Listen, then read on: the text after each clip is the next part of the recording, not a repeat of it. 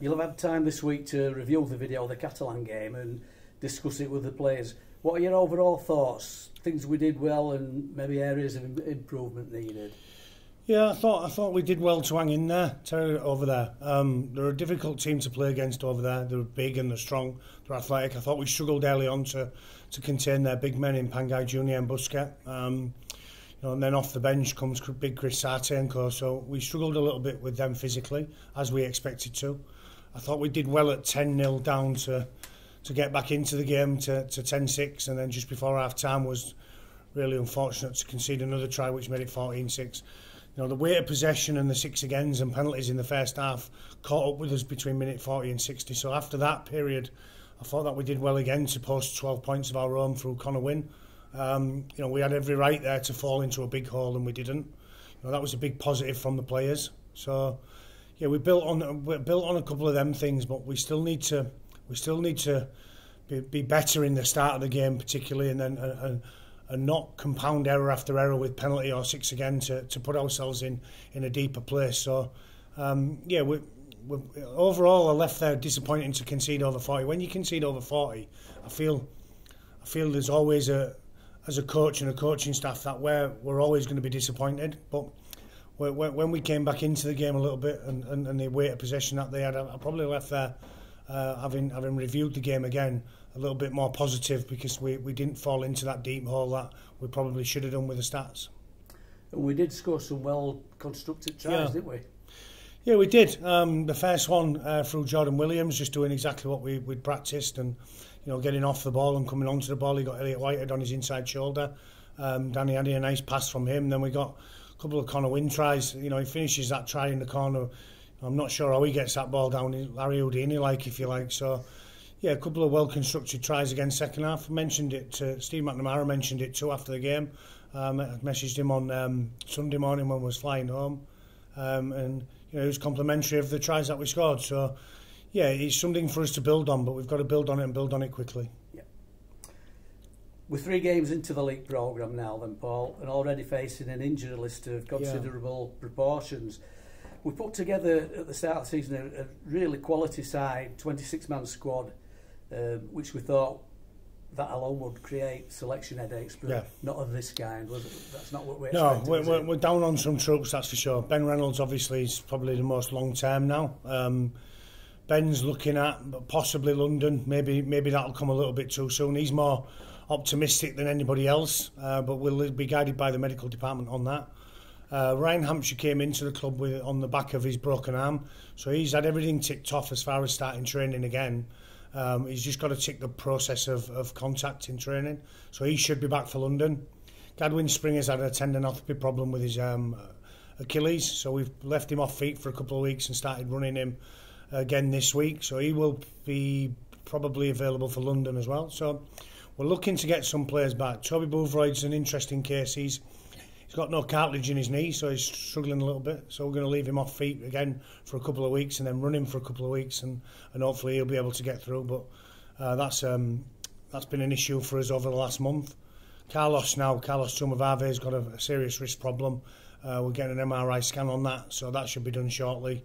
We'll find out exactly what the issue is in that, but it doesn't look good. That could be a long-term one.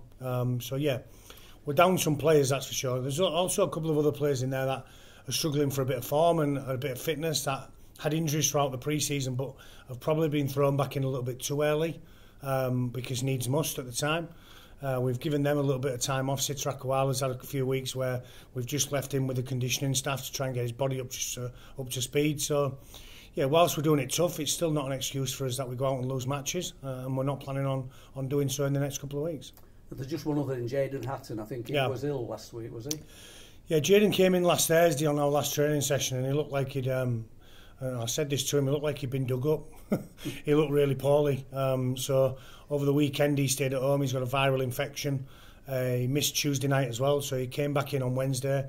But we feel it's too much of a risk this weekend to pick him because of these soft tissue injuries he could pick up with having a viral infection. So Jaden misses out again this weekend. So we're really thankful to Hull KR and Willie Peters, as well as Hull FC, Richie Marler and John Cartwright of the availability of their players that have come in, which will add some size to us and some strength and some legs in youth. So Listen, the players that we've brought in are of quality, and we don't expect them not to go out and perform along with the rest of the team, and then we hopefully will get a result at the weekend.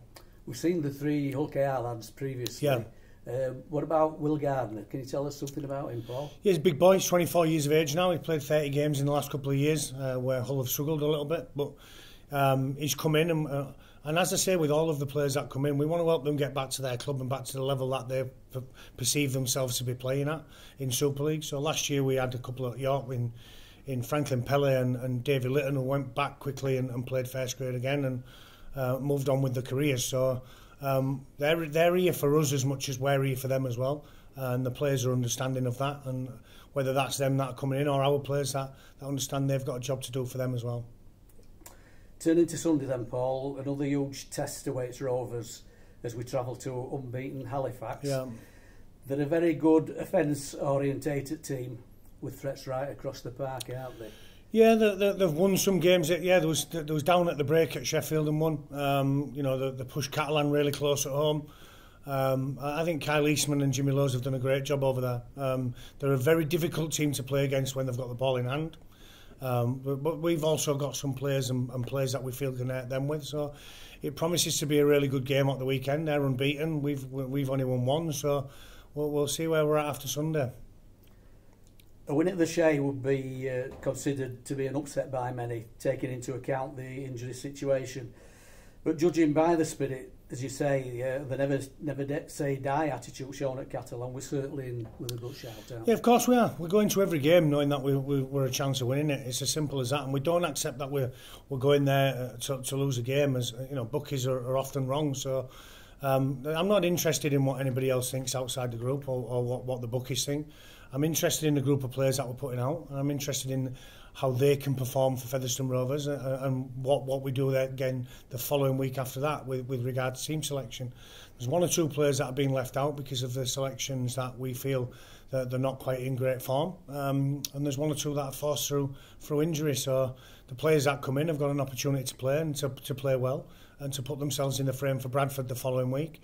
And the players that aren't playing have got an opportunity to help them out with that for the weekend, but also to train well so that they're ready for the following week should they be needed. So, yeah, it's going to be a really interesting game for us at the weekend because, as I said, we don't accept as a coaching staff and as a group of players that we go there and we can't go there and win the game. And the halfback situation, Paul, it's an ongoing issue, isn't it? Understandably, the fans are asking how and if we've been trying to address the problem. Yeah, the answer to that is if anybody knows of anybody, they can have my email address. We've scoured the world with it, Terry. There's been probably 4 or 5 that we've had a look at. Jack Charles at Hull FC, a young kid who's still injured. Ryan Hampshire we've brought in who can play in the halves for us, who's a couple of weeks away still. Jordan Abdul was another one that we had, and he was over the line this week. He's pulled out, he's having an operation. So that put a spanner in our works this weekend because we thought we would have him in. There's a lad in the French league from Australia that we've had a look at who can't come in until May. So when you think that you've got a problem in the halves, and we already knew we haven't played the same halfback combination in Reynolds and Herring since round 1 against Doncaster. So it's obviously been an issue to us, and we've been trying since round 1 to get other halfbacks in the club. What we don't want to do is panic on it, Terry, because if you go out and find a half that's probably not compatible to your club and he wants an 18-month contract, it means you've got him for 18 months. And in the short term, you're getting a half back in. But in the long term, we're getting a half back that we maybe don't perceive to be our type of player for the following season. So rather than look after the short-term plan here, we're thinking more long-term, and with a little bit of short-term pain, we hope that we'll get some long-term gain out of a half-back situation at the beginning of this year, which has not been ideal. And finally then, Paul, as always, the travelling fans can be expected to turn up in good numbers on Sunday, and they have an important role to play, don't they? Yeah, absolutely. They're huge for us, and I think they've been very patient with us. I think they understand the situation we're in. I think when you're honest with them, all they want is some honesty, you know, the half-back situation particularly, but every other piece of information that we give as well. The list of injuries there, we couldn't have been any more honest about. They're the situations that we're in at the club, and they're what myself, Jed and Ian and the rest of the coaching and medical staff have got to deal with. So hopefully our luck turns shortly. Hopefully it turns soon, and we get these players back on the field. And when we do, if and when we do, we'll be a team to beat. But that don't mean we're not going to be a team to beat at the weekend with the help of the supporters that are travelling over and those that are at home supporting us too.